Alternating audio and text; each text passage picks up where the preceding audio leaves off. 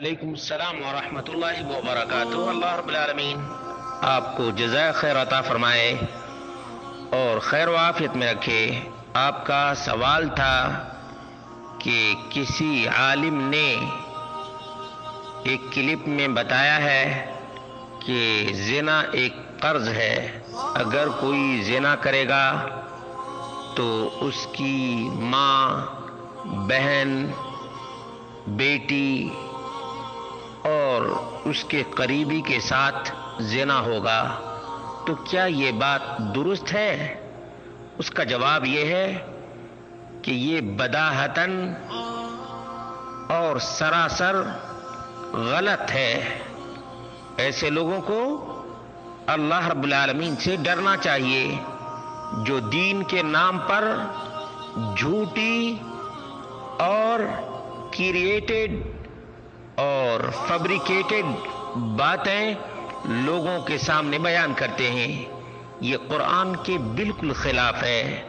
وَلَا تَزِرُ وَازِرَةٌ وِزْرَ أُخْرَىٰ، اور کوئی کسی اور کا گناہ کا بوجھ نہیں اٹھائے گا۔ اب کسی نے زنا کیا ہے تو اس کی ماں کا کیا دخل ہے؟ اس کی بہن کا کیا دخل ہے؟ اس کی بیٹی کا کیا دخل ہے؟ کوئی دخل ہے؟ کوئی دخل نہیں ہے۔ اس لیے یہ کہنا کہ زنا ایک قرض ہے سراسر غلط ہے اور قرآن و سنت سے دوری کا نتیجہ ہے اور جھوٹی افواہوں کو دین سمجھنے کا نتیجہ ہے۔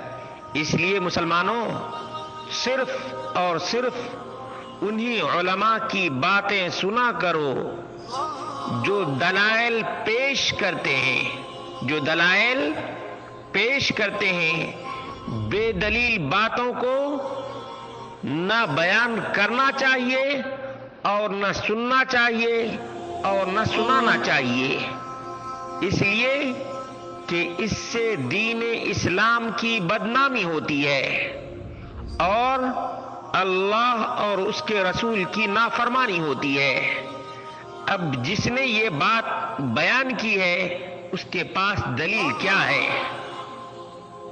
اور وہ دلیل درست ہو بھی کیسے سکتی ہے جو قرآن کریم کے خلاف ہو؟ قرآن کریم کا ضابطہ اور نبی مکرم صلی اللہ علیہ وسلم کے اصول کے مطابق جس نے گناہ کیا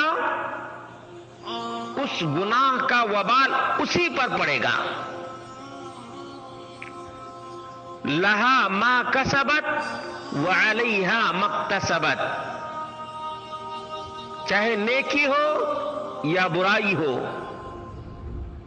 نیکی کا اجر و ثواب اسی کو ملے گا اور برائی کا وبال بھی اسی پر پڑے گا، کسی دوسرے پر نہیں، کسی دوسرے پر نہیں۔ اس لیے یہ بات یاد رکھیں اور اچھی طرح سے پہچاننے کی کوشش کریں کہ یہ گویے لوگ، ہمارے سماج میں بہت سے گویے آج موجود ہیں، اور جب سے یہ یوٹیوب، فیس بک اور نہ جانے ٹک ٹاک اور کیا کیا ذرائع عام ہو گئے ہیں، تب سے تو ہر گویہ علامہ بن گیا ہے، ہر گویہ علامہ بن گیا ہے۔ جو چاہتا ہے، جس طرح سے چاہتا ہے، بے دھڑک، بے جھجک اور نہایت بے شرمی کے ساتھ پیش کرتا چلا جاتا ہے۔ نہ اللہ رب العالمین کے حکم کا پاس و لحاظ ہے اور نہ نبی کریم صلی اللہ علیہ وسلم کی سنت کا پاس و لحاظ ہے اور نہ آخرت کا ڈر ہے۔ دھڑلنے سے بولتا چلا جاتا ہے اور اسی طرح سے جس کی طرف آپ نے اشارہ کیا ہے کہ اس نے یہ کہا کہ زنا ایک قرض ہے، سراسر بے بنیاد ہے، سراسر قرآن و سنت کے خلاف ہے۔ اس لیے مسلمانوں، اللہ سے ڈرو، اللہ سے ڈرو۔ زنا بڑا گناہ ہے، بڑا پاپ ہے زنا سے بچنا چاہیے، سماج اور معاشرے کو زنا سے بچانا بھی چاہیے، لیکن جو بات قرآن و سنت میں مذکور نہیں، وہ بات کسی عالم کو بیان نہیں کرنی چاہیے، اور خاص طور سے ایسی بات جو قرآن کے حکم کے خلاف ہو، نبی کے فرمان کے خلاف ہو، وہ بات بیان کرنے کی جرأت کوئی عالم کیسے کرتا ہے؟ اللہ ایسے لوگوں کو توبہ نصیب فرمائے، ایسے عالم نما جہلا کو توبہ کرنا چاہیے۔ یہ توبہ ہے، توبہ کرنے کی ضرورت ہے، توبہ کرنا چاہیے ایسے لوگوں کو۔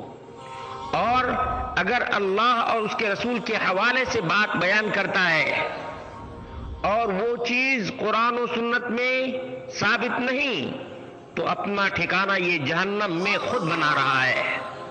یہ خیرخواہی کے نام پر اپنا ٹھکانہ جہنم میں بنا رہا ہے، کیونکہ رسول مکرم صلی اللہ علیہ وسلم نے فرمایا من کذب علی متعمدا فلیتبوأ مقعدہ من النار، جو شخص جان بوجھ کر جھوٹی بات میرے حوالے سے بیان کرے اسے اپنا ٹھکانہ جہنم میں بنا لینا چاہیے۔